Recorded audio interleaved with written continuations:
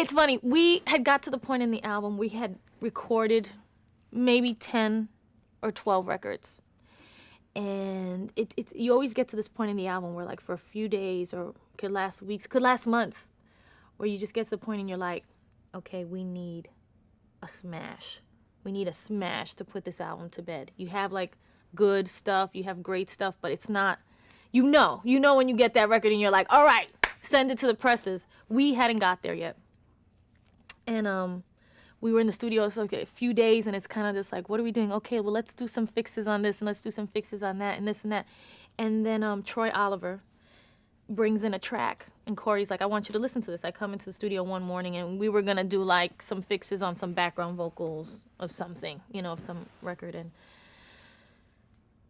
Corey's like, listen to this. So he plays it for me, and I'm like, listening to it, and I'm like, oh my God, I love this.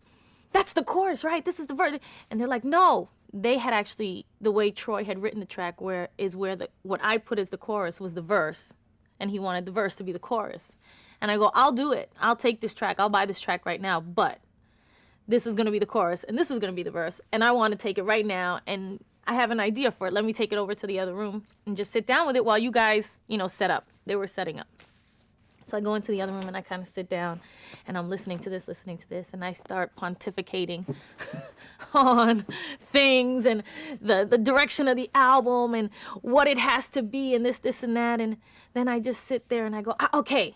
And then I just sat down, and it was actually a really, really important moment for me as a songwriter in my career, because it was the first time I wrote melody, where I actually wrote music, So I sat there, and I started writing all this stuff, and Benny was actually, my manager, was sitting next to me, and I say, okay, I got it, listen to this, right? And I sing it to him, and he kind of looks at me like, okay, are you gonna leave the bad, bad bitch line in? And I'm like, that's part of the song. We could get somebody really cool to say it. It's gonna be a guy, and it's gonna be like this. It's gonna be, I'm real, what you gonna say, to me? You're telling all your friends, she's a bad, bad bitch.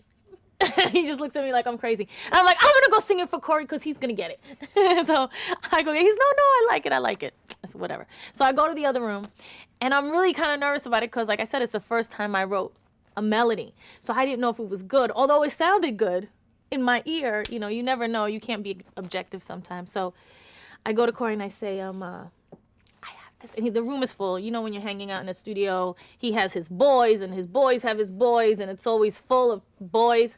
And I go over to Corey and I go, I wrote something to it. He's like, already? It was like 15 minutes later from the time I went in there.